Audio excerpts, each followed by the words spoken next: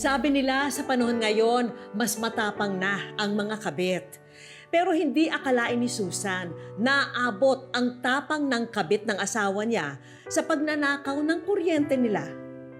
Hi Susan! Good afternoon! Sige, dito tayo. Kwentuhan muna tayo ng konti. Kamusta ka na? Welcome sa Wish Ko Lang. Thank you po. Anong pinaka natutunan mo, Susan, dito sa experience mong ito?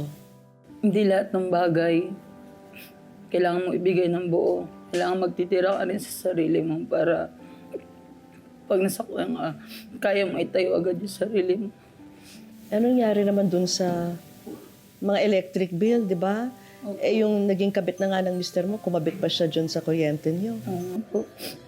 Hanggang ngayon po, pinaghihirapang hulug-hulugan.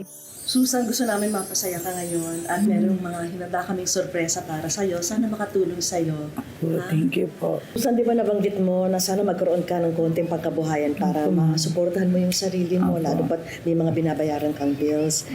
Meron tayong mga ilang sorpresa para sa'yo.